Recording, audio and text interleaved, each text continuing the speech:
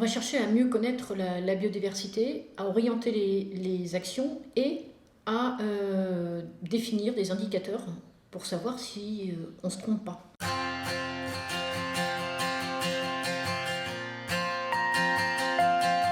Un indicateur sur la végétalisation. Quelle est la part de végétalisation qu'on a sur un territoire à différentes échelles, avec des seuils en dessous desquels il ne faut pas descendre. Le deuxième, c'est l'occupation du sol, avec la nécessité d'avoir une part naturelle d'occupation du sol. Donc ce n'est pas forcément non plus des espaces de très grande naturalité, mais on a un potentiel naturel, mais ce n'est pas forcément végétalisé. Et enfin, troisième indice sur la potentialité, c'est la rugosité.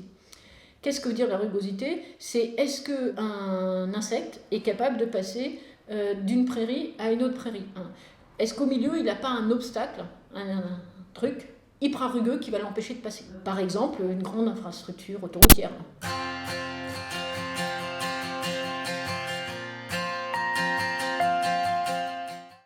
Les plantes, c'est quand même le socle de la biodiversité, donc avec un nombre d'espèces végétales observées sur une surface donnée, et l'indice de connaissance des oiseaux.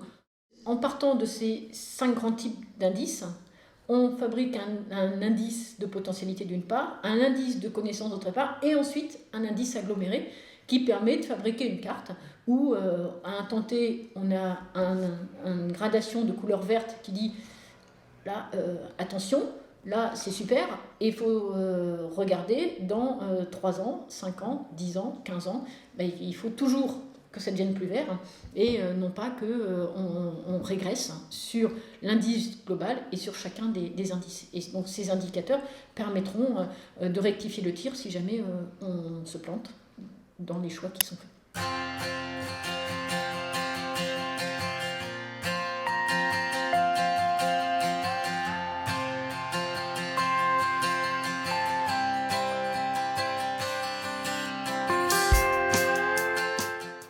Ces espèces parapluies, on les a définies milieu par milieu, et si on trouve ces espèces-là, on peut estimer qu'on a donc une certaine qualité de l'habitat, et donc qu'on a une guilde d'espèces qui est relativement importante. Si on ne trouve pas ces espèces parapluies, il faut améliorer la qualité des milieux. Je vous en cite juste quelques-uns.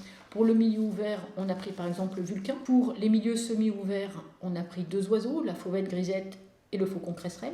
Pour les milieux boisés, la citelle torche-peau et la fauvette à tête noire. Pour les milieux humides, le crapaud commun, la rousserolle effarvate, la libellule fauve et une seconde libellule, la nymphe au corps de feu. Enfin, dans les milieux anthropiques, les jardins, les bâtiments, le moineau domestique, le hérisson d'Europe et le renard roux. Et, j'oubliais, la pipistrelle commune. Ça, c'est la première notion d'espèce parapluie qu'on doit pouvoir utiliser pour bien comprendre le fonctionnement d'un espace.